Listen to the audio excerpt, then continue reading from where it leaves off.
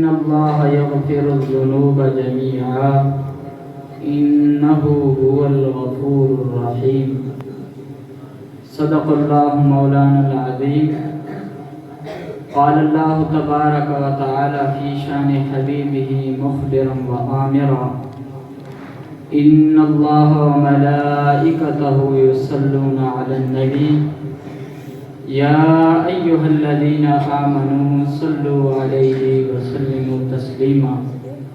سب مل کر درود شریف پڑھیے. الصلاۃ والسلام علیک یا سیدی یا رسول اللہ وعلی آلک واصحابک یا سیدی یا حبیب اللہ. الصلاۃ والسلام علیک یا سیدی یا نبی اللہ وعلی آلک واصحابک یا سیدی یا حبیب اللہ. تمام تعریف و توصیف اور تمام خوبیاں اس ذات بابرکات کے لیے جو رحیم ایسا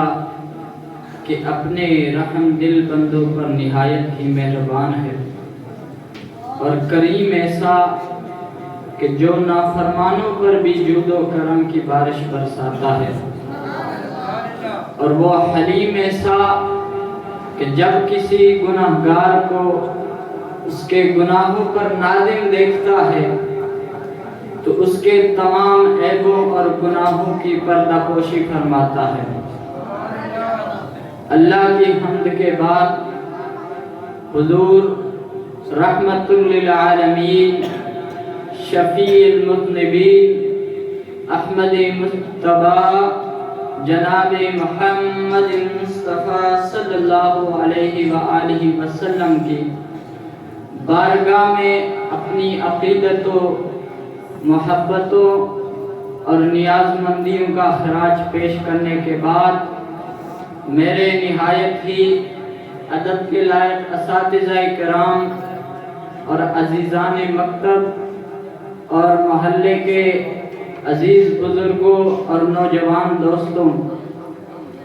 آپ بخوبی واقف ہیں اس بات سے کہ آج 15 شعبان کی رات ہے جو شب برات کے نام سے موسوم ہے.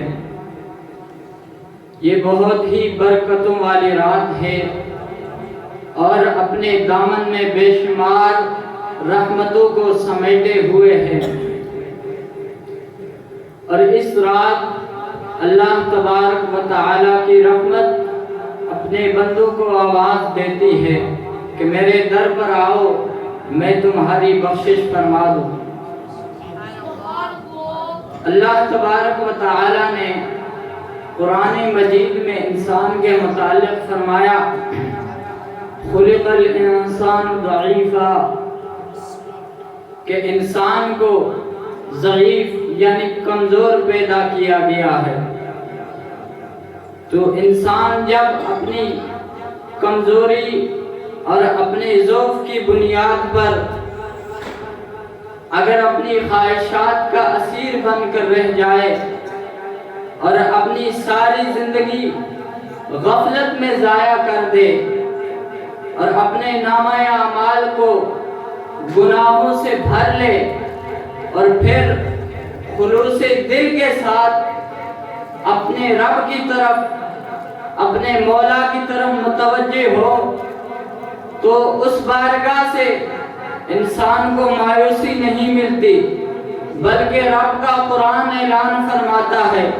قُلْ يَا عِبَادِيَ الَّذِينَ أَسْرَفُوا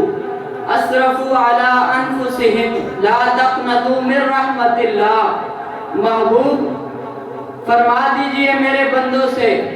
کہ اے میرے بندو، جنہوں نے اپنی جانوں پر ظلم کیا ہے، جنہوں نے اپنی جانوں پر زیادتی کی ہے، گناہوں کے ساتھ جنہوں نے اپنی جانوں پر ظلم کیا ہے، میرے ان بندوں سے فرما دیجئے. یا رب کیا فرماؤں؟ تو رب تعالیٰ فرماتا ہے فرمائیے کہ لا تقنطوا من رحمت اللہ، اپنے رب کی رحمت سے ہرگز مایوس نہ ہونا. کیونکہ اللہ تبارک و تعالیٰ آگے فرماتا ہے ان اللہ یغفر الذنوب جميعا، اللہ تبارک و تعالیٰ تمام گناہوں کی مغفرت فرما دے گا. انہ هو الغفور الرحیم، وہ بخشنے والا اور نہایت ہی مہربان ہے۔ اس رحمتوں بھری آیت کے شان نزول کے متعلق کئی روایات ہیں، جن میں سے دو میں آپ کے سامنے پیش کروں گا۔ حضرت ابن عباس رضی اللہ تعالیٰ عنہ فرماتے ہیں کہ مشرکین میں سے چند اشخاص حضور نبی کریم صلی اللہ علیہ وسلم کی بارگاہ میں حاضر ہوئے، جنہوں نے اپنی سابقہ زندگی میں بے شمار قتل کیے ہوئے تھے اور بے شمار بدکاریاں کی ہوئی تھی۔ تو وہ کہنے لگے کہ یا رسول اللہ صلی اللہ علیہ وسلم، ہم نے آج سے قبل کئی گناہ کیے ہیں، ہمیں جن کی بخشش کی کوئی صورت نظر نہیں آتی، آپ ہمارے لیے اس کا کفارہ بتا دیں کہ کوئی کفارہ ہے ان گناہوں کا۔ تو اس وقت یہ آیت نازل ہوئی کہ قُلْ يَا عِبَادِيَ الَّذِينَ أَسْرَفُوا عَلَىٰ أَنفُسِهِمْ، محبوب میرے ان بندوں سے فرما دیجئے جنہوں نے اپنی جانوں پر ظلم کیا ہے کہ اللہ کی رحمت سے مایوس نہ ہونا، کیونکہ اللہ تبارک و تعالی تمام گناہوں کو بخش دے گا اور وہ بخشنے والا اور نہایت ہی مہربان ہے۔ اور دوسری روایت یہ بھی حضرت ابن عباس رضی اللہ تعالیٰ عنہ سے مروی ہے، آپ فرماتے ہیں کہ حضور نبی کریم صلی اللہ علیہ وسلم نے اپنے چچا محترم کے قاتل وحشی کو بلا بھیجا اور اسے اسلام کی دعوت دی۔ تو وحشی کہنے لگا یا رسول اللہ صلی اللہ علیہ وسلم، آپ مجھے کیسے دعوت دیتے ہیں؟ آپ مجھے کس طرح دعوت دیتے ہیں؟ حالانکہ آپ کہتے ہیں کہ جس نے قتل کیا، جس نے بدکاری کی اور اللہ کے ساتھ کسی کو شریک ٹھہرایا، تو اس نے بہت بڑا گناہ کیا اور اس کے لیے آخرت میں دگنا عذاب ہے اور وہ اس عذاب میں ہمیشہ رہے گا۔ تو اس وقت آیت نازل ہوئی کہ إِلَّا مَن تَابَ وَآمَنَ وَعَمِلَ عَمَلًا صَالِحًا۔ اس سے پہلی آیت میں کفار کے عذاب کے متعلق بتایا گیا ہے کہ ان کو دگنا عذاب دیا جائے گا، ہمیشہ جہنم میں رہیں گے۔ لیکن وحشی نے جب یہ سوال کیا کہ میری بخشش کیسے ممکن ہے، تو اللہ نے فرمایا کہ یہ ان کفار کے لیے ہے۔ تو جو شخص توبہ کرے گا اور میری ذات پر ایمان لائے گا اور پھر نیک عمل کرے گا، فَأُولَٰئِكَ يُبَدِّلُ اللَّهُ سَيِّئَاتِهِمْ حَسَنَاتٍ، تو ان لوگوں کی، اس شخص کی، اللہ تبارک و تعالی برائیوں کو، گناہوں کو نیکیوں میں تبدیل فرما دے گا۔ تو وحشی کہنے لگا کہ اس آیت میں دیکھ رہا ہوں کہ ایمان کے بعد جو نیک عمل کی شرط لگائی گئی ہے یہ بہت ہی سخت ہے، شاید ہو سکتا ہے میں اس پر پورا اتر نہ سکوں۔ تو پھر دوسری آیت نازل ہوئی کہ ان اللہ لا یغفر ان یشرک بہ، ان اللہ لا یغفر ان یشرک بہ ویغفر ما دون ذلک لمن یشاء، کہ اللہ تبارک و تعالی اس بات کو معاف نہیں کرتا کہ اس کے ساتھ کسی کو شریک ٹھہرایا جائے، اور اس کے علاوہ رب جس کے لیے چاہے تمام گناہوں کو معاف کر دیتا ہے۔ تو وحشی پھر کہنے لگا یا رسول اللہ صلی اللہ علیہ وسلم، اس آیت میں بھی میں دیکھ رہا ہوں کہ میرے گناہوں کی مغفرت اللہ کی مشیت پر موقوف ہے، اللہ کی چاہت پر موقوف ہے۔ اللہ اگر چاہے تو معاف کر دے، اگر نہ چاہے معاف نہ کرے۔ تو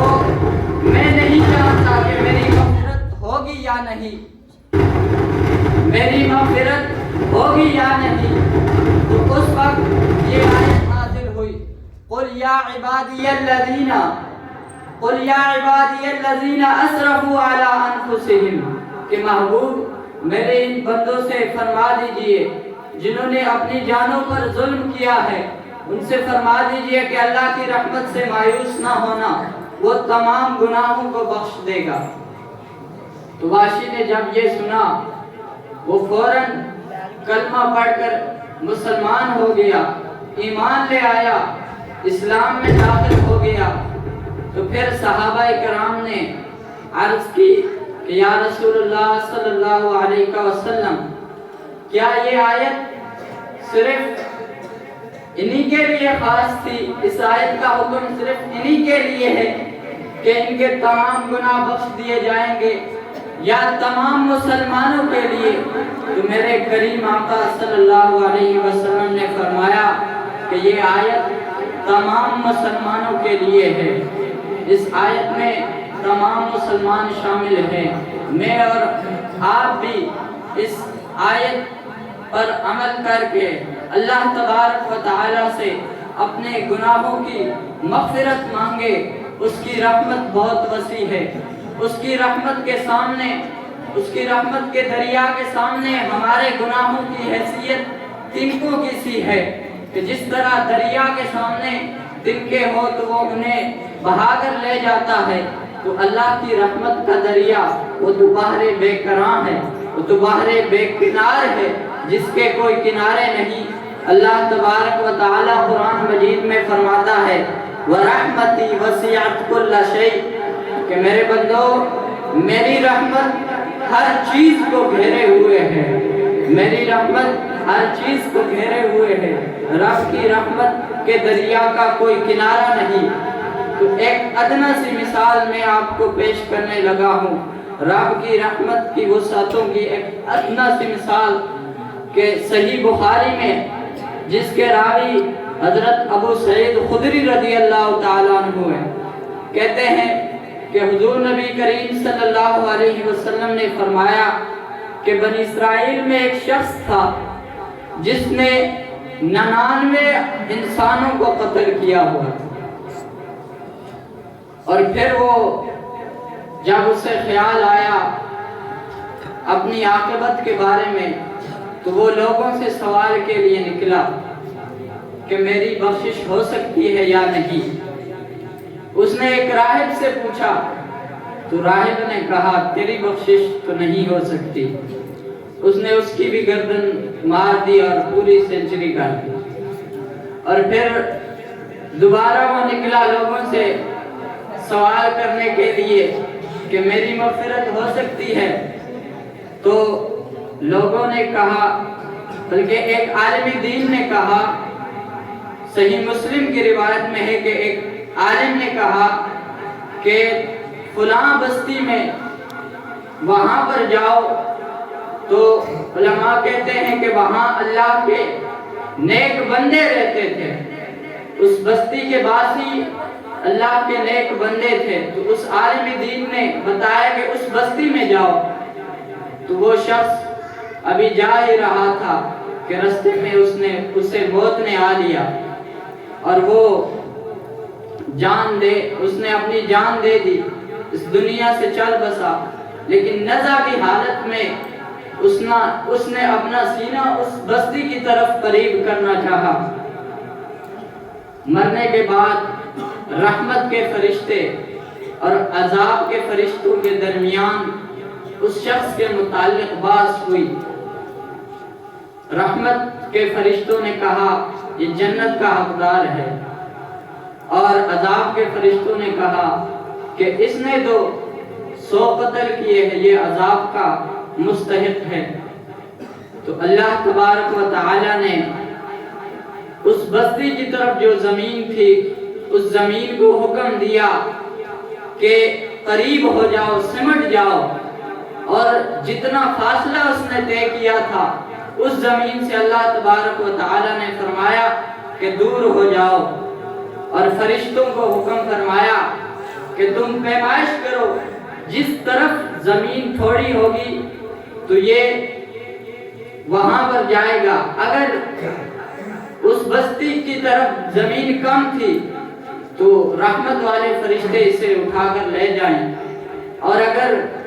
جہاں سے اس نے سفر کیا ہے وہ زمین کم تھی اور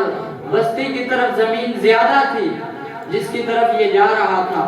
تو پھر اس کو عذاب والے فرشتے لے جائیں۔ تو جب پیمائش ہوئی، صرف ایک بالش کا فرق تھا کہ ایک بالش سے وہ اس بستی کے جہاں پر نیک اللہ کے بندے تھے اس بستی کے زیادہ قریب تھا، تو اللہ تبارک و تعالی نے اس کی مغفرت فرما دی۔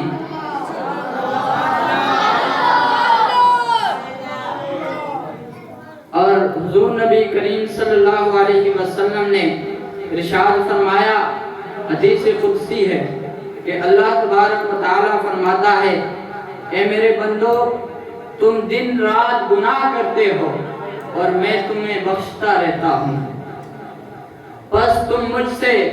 بخشش طلب کرو اور میں تمہیں بخشتا رہوں گا۔ تو آؤ اس کریم کے در پر کہ جس کی رحمت باہیں کھول کر اپنے بندوں کو